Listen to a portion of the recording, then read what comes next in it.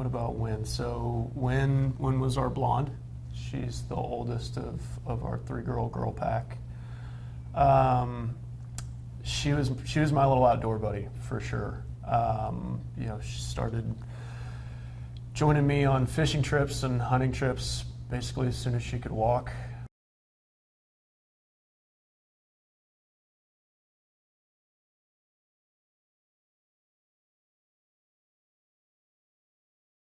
But at the same time, she's got this rough and tumble outdoor, tomboy look to her, but Alli could dress her up and she could always dance had a bow in her hair too. Yeah. She did the outdoors thing with Cole, but she also did the ballet, the tap, the jazz.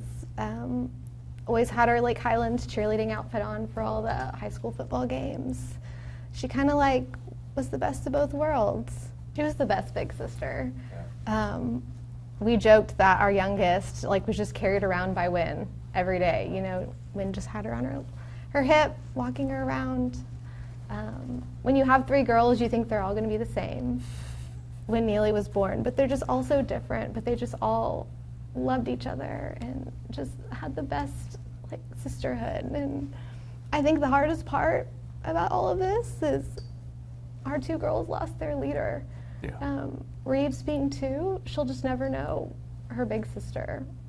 I just don't think she'll have those memories. We thought we were really good parents. We realized we just had a really good leader. Yeah. She was just always ready for an adventure. She on the trip that we went on a hike on one of, the third day there. It was kind of on a whim. We went to a certain beach looking for flamingos. There weren't any, and we found a sign for a trail. So we started up the trail. And we didn't really know what we were getting into. And about halfway up, we realized, okay, this is way too dangerous for a family of little girls. And so we kind of stopped and turned around, and Wynn was just so mad. She just stomped back the rest of the way. She blamed it all on you. She blamed it all on me. She was secretly trying to convince me to ditch the rest of the family. Yeah. Finish it with And her. last night, that night, she was whispering to Cole, we need to go back and do that without Mom. I want to go finish the hike. So she was just always ready for an adventure. She was fearless. She just had a determination to just, and a competitiveness to just always do her best, try her best, just take on anything and everything. I mean, I want one here watching all of her friends make the dance company that Wynn was supposed to make and would have been thrilled to. The first day of school, it's so hard seeing all of her friends do the things that Wynn should be doing too. But those families have loved us so well and just shared all of their memories and all of the pictures that they had of Wynn on their phones, from all the fun things that they would do together. It's just been a gift. We've gotten to really know those other 26 girls through this process, and they were all just like Wynn. When I met these other moms and I would say something about Wynn, they would just stop me and say Abby too, or Lainey too, all of these girls were just, all little kids are special, but these 27 girls were just special. And I guess part of my healing has just been getting to know these other families and learning about their little girls. They were meant to be together, it sounds like. Yeah, unfortunately for us. Was this her first year at camp? Yes. It was. Wynn was ready for camp. Yeah. I was not ready to send her to camp for a month. She was so ready to have 27 sleepovers in a row, 27 nights. Drop-off was hard. I cried the whole way home because I just already missed her. But when we would get the camp pictures, she was living her camp dream. They were... they were instantly just best friends. If you look at the pictures of them from the things they were doing, on day one, there's this cute little picture of several of the Bubble In girls that we got, and they're all kind of posing with their counselors in their white clothes, and it's just it's what you expect out of 8 and 9-year-olds, but might not be what you expect from girls who just met each other an hour ago. We have always loved Hunt, Texas. My parents have had a property down there. We had some family friends that lived down there for a while, and we just fell in love with it, 20 years ago, and put Wynn's name on the list when she was born. We know so many friends that are Mystic alum. The camp has a great reputation. The camp is going on 99 years. We trusted our friends, we trusted the reputation, and we thought we were giving Wynn the gift, like a gift, sending her to Mystic. This is where she was going to spend every July, like now through high school. We were planning our summers around sending three girls To down to camp. that area. We knew that there had been a flood in Hunt. My mom actually called me at 7:30 that morning and just said, "Is Wynn okay? I heard that there was a flood." And it was news to me. What did you do? You started making phone calls. We and started text just messages, the right? moms of the girls in Wynn's cabin. We just started talking, and no one really had any communication. So we were just trying to keep our normal plans.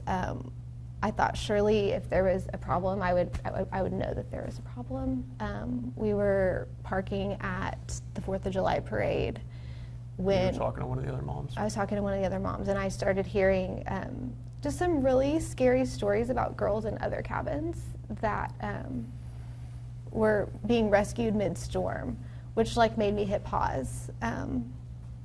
And then We left the parade after we left the that. parade, and shortly Before after it we started. left the parade is when I got confirmation from another mom. I don't know if you call it confirmation, but another mom had let the Bubble Inn moms know that Bubble Inn was missing, but we didn't know what missing meant. An email went out from the camp saying, if your daughter is unaccounted for, you have received a phone call. And at that point, in talking with the moms, about half of our cabin had received a phone call and half had not. And so I remember looking at Cole and being like, okay, maybe we're okay. Maybe Wynn's fine. And we just, there's just not enough communication. And then at noon, we got a phone call that Wynn was unaccounted for from the camp. And you took the call? And I took the call. We stopped to get gas, and I was just inside, and my phone rang, and it was just a random number, but I just felt the need, to pick up, and that's, No, we answered every phone call. yeah, we answered every we phone got call. That day for sure. I never thought I would be taking Wynn's picture and putting her name with missing and phone numbers. We were just desperate for information and for her to be found. I'm so thankful that we have 2 other girls at home to help us Yeah. get up and face the day. Wynn did not have sad parents growing up. I don't want Neely and Reeves to have just sad parents, but I did look at Cole the other night and ask him, am I just going to be sad every day for the rest of my life? Part of our grieving process is sharing that. We want to talk about our daughter. I can't stop talking about our daughter. I want everybody to know how great she is. I want everybody to know how great all of these girls are. But as part of that grieving process, there are things that we've learned that other people need to know too. We did not know there were questions that needed to be answered about. Or even asked to the camps. Or asked to the camps about safety situations. What do you do in a disaster? What's your evacuation plan? Where are the cabins that our children are going to be sleeping in located? What's a communication protocol should something happen? These are questions that every parent should ask. Well, the camp's been there 100 years. It had, and it's a reputation that Sure. we fully trusted. It is, I think, probably a very well-earned reputation. We were excited and felt privileged that Wynn was going to that camp. But she didn't come home. She didn't come alive. We had to go identify her body on Sunday morning. No parent should have to do that. This was preventable. We've learned so many facts through the last 7 weeks to realize this was not just a natural disaster. Yes, this was a natural disaster that caused the events, but there was an element of complacency that was just running rampant, not just in the camp, but I mean, we're guilty of that as well. We don't want other parents to be complacent. We don't want other camps to be complacent. We can't allow that to continue to persist. I will say thank you for the efforts that have been done so far by Representative Darby, by Senator Perry, by Speaker Burrows, by Lieutenant Governor Dan Patrick, by Governor Abbott. They've received us. They heard us. This has been maybe it hasn't been the first issue that got completed, but we're still proud of the progress that's been made here. But it's not done. But it's not done. And I want to ask them to follow through on that. This has to be done this year. The legislature doesn't go back in session, as you know, until 2027. There's going to be a camp season between now and then. We want there to be a camp season between now and then. We want camps to continue, but we want children to come home from camp next year. We don't want another disaster that people aren't prepared for, that there continues to be complacency of, that simple common sense measures like what we're asking for, prevention. Let's make sure that the cabins aren't in floodplains. Training. Let's make sure that we have adequate, evacuation plans for all sorts of disasters, not just floods. Fires are a major concern in Texas as well. There can't be another situation where the plan is to stay in place, to shelter in place, to stay in a cabin when your cabin is in a floodplain. The girls who listened to that are the ones who died. Our girls followed the rules. Yeah. This could have been, This and could have been probably way- should have been way worse. Where I think we're very fortunate that this is not more than just Our daughters. daughters. Couple last questions here. The memorial fund you guys established in Wynn's memory, that benefits outdoor activities, I believe, or outdoor initiatives, the school. What else? So we established the More Like Wynn Fund. We're in the process of converting that into the More Like Wynn Foundation. The objective really was, we want to continue to remember Wynn. We want to continue to share her light with the world, right? We want to inspire other people. Part of what Alli said and what I said, of what have we learned about Wynn is what her impact was on people. We want to continue to positively impact people. We want to be able to support the local community. We plan on supporting the Richardson ISD School District, many of the elementary schools that feed into Lake Highlands High School. There's various Christian ministries that we plan on supporting through this money raised.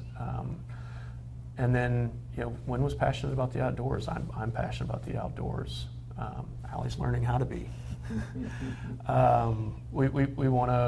We want to establish a legacy for Wynn in supporting youth wildlife conservation and education efforts. So we're in the process of figuring out how that's going to go. But those are the three ways that we decided we want to Honor Wynn. Honor Wynn. We appreciate all the support that we've gotten. That has been absolutely. We've been blown away.